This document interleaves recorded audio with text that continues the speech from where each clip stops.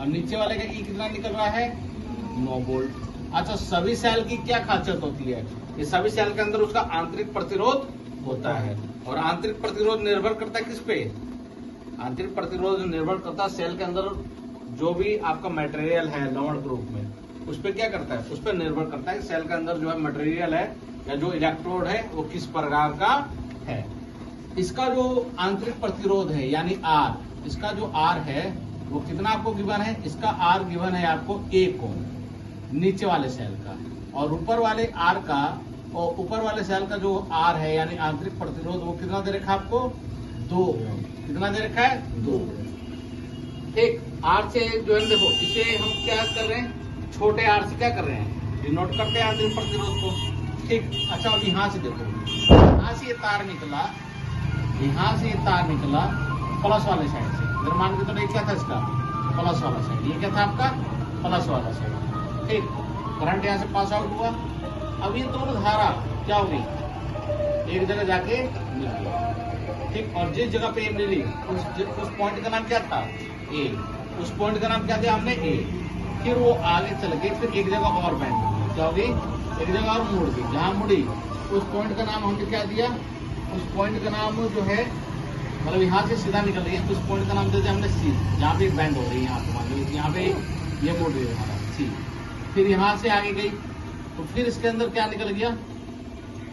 इसके अंदर एक प्रतिरोध लगा। ये प्रतिरोध परिपथ में किस प्रकार का है? तो आप लोग पढ़ाया गया है कि परिपथ में जो प्रतिरोध लगा होता है, इस तरह के प्रतिरोध को हम लोग क्या कहते हैं? बाहरी प्रतिरोध। ये वाला जो प्रतिरोध क्या था? सेल के अंदर वाला प्रतिरोध। और ये वाला प्रतिरोध जो है वो किस प्रकार का प्रतिरोध है? बाहर वाला प्रतिरोध है। फिर इस प्रतिरोध से होते हुए धारा क्या होगी? तो आपको सर इसके माइनस वाले पॉइंट में आके क्या होगी? इन दोनों के माइनस वाले पॉइंट में आके ये प्रवेश कर गई पुनः कहाँ? सेल के अंदर। अब ये क्या था आपका? डी था, और ये क्या था आपका? मतलब इस वाले पॉइंट का नाम गया बी। अब ये पूछ रहा है कि यहां से लेकर यहां तक जो V बह रहा है बी, उसका वैल्यू क्या है? ठीक, ऊपर से जो यहाँ पे जो धारा बहेगी, ठीक, धारा क्या बहेगी भैया? मान लो ये वाली जो धारा है इसके अंदर, इस वाले सेल के अंदर जो धारा बह रही है ऊपर वाले सेल में, इसको हमने मान लिया I1, और नीचे वाले सेल में से भी तो ऐसी बात नहीं है कि धारा नहीं बहेगी, उसमें से भी तो धारा बहेगी, तो उसको हम क्या मानेंगे? I2। अब यहाँ पे जो धारा बहेगी इन दोनों का क्या है? मिक्सचर है। इन दोनों का क्या है? कॉम्बिनेशन है, मिक्सचर हुआ ना भाई। I1 I2 दोनों मिलकर यहाँ बह रही है ना, यहाँ अलग अलग बह रही थी, लेकिन यहाँ पे ए वाले पॉइंट पे आके क्या होगी? वो दोनों मिल गई, तो यहाँ पे कॉम्बिनेशन क्या बना? यानी इस पूरे परिपथ में यहाँ से यहाँ तक जो बह रही है धारा वो क्या है आपका? तो ये आपका I1 प्लस I2 है। ठीक, तो आपसे I1 प्लस I2 का भी क्या कर रहा है? ये वैल्यू पूछ रहा है। भैया बताओ I1 प्लस I2 का वैल्यू कितना है? आपको यहाँ पे 2 चीज बनाना, एक इसमें जो विभवांतर बह रहा है वो बताना है, और दूसरा I1 प्लस I2 बता रहा है। ठीक, अच्छा यहाँ पे ये जो बाहरी प्रतिरोध है वो कितना दे रखा है आपको? 24 ओम। अब यहाँ पे हम क्या करते हैं? पहले सेल के लिए E को E1 मान लेते हैं, R को R1 मान लेते हैं, इसको E2 मान लेते हैं, इसको R2 मान लेते हैं। अच्छा देखो बेटा, यहाँ पे मैंने सुबह भी बताया था आप लोगों को कि सारा का सारा गेम कौन से पे चलेगा? तो ओम के नियम पे ही चलेगा। ओम ने क्या नियम दिया था? ओम ने दिया था नियम कि V इक्वल टू होता है IR, होता है ना, लगा दो। ठीक, और V इक्वल टू क्या होता है? E के, यानी जो V है वो क्या है? E है। तो सबसे पहले हम I1 का वैल्यू निकालेंगे। किसका वैल्यू निकालेंगे? I1 का। तो भैया पहले सेल के लिए हमने लिखा E1 बराबर I1 और ये R1। आप कहोगे सर V1 कैसे? मैं यहाँ पे लिख दूंगा V1 कैसे आया? तो भैया कारण है E बराबर किसके होता है? V के, तो हम V रख सकते हैं ना यहाँ पे, हमने रख दिया।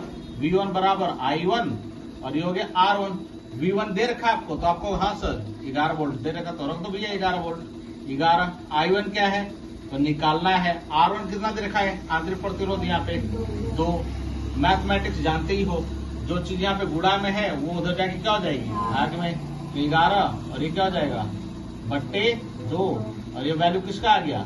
I1 का आ गया। ये तो पहले सेल के लिए था, यहाँ लिख देंगे हम लोग पहले सेल के लिए। पहले तो दूसरा सवाल है, ठीक है, इसे बाद में लगाएंगे। पहले सेल के और सारा जो गेम है ना इसी फॉर्मूले पे चलेगा।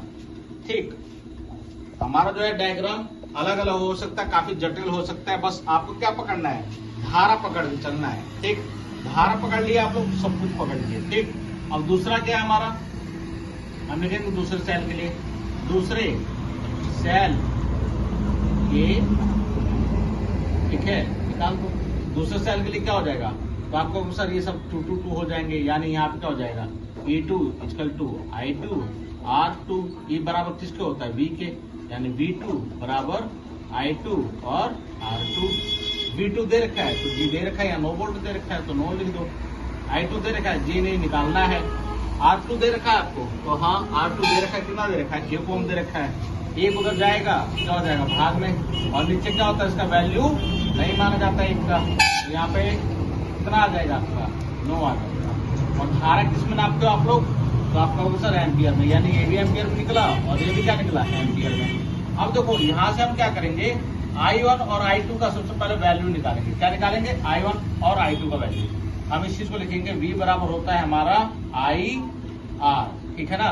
अब देखो ये बाहरी के लिए है, ये कहाँ के लिए है, बाहरी के लिए, बाहरी पथ के लिए। ठीक, वो तो आंतरिक से निकाला है हमने I। ठीक, अच्छा यहाँ देखो V क्या है, पता नहीं, निकालना है। I बराबर क्या है, तो I बराबर है आपका I1 प्लस I2, और ये क्या है R।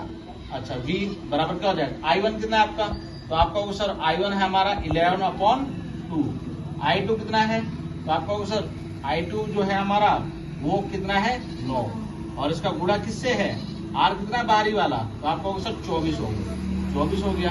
यहाँ एलसीएम ले लो, कितना हो जाएगा आपका होगा सर 11 जमा 18, 9 दूनी 18, ठीक, 2 और मल्टीप्लाई में 24। अच्छा देखो, काटने का सिंपल तरीका बताएं, इसको डायरेक्ट भी क्या कर सकते हो, आपको काट सकते हो, काट दो ऐसे।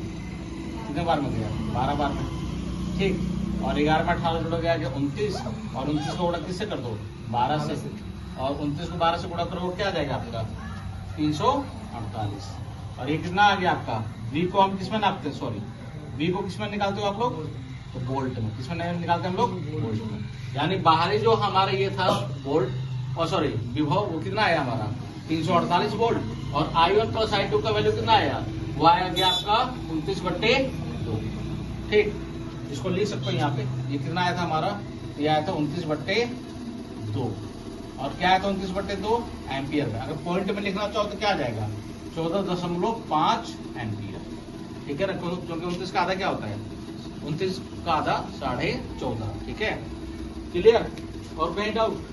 देखो बेटा, सबसे मेन चीज क्या है, डायग्राम है, डायग्राम पकड़ना सीख। ठीक, डायग्राम में भी क्या पकड़ना है, धारा, कि हमारी धारा बह कहाँ कहाँ। चलो अंकल।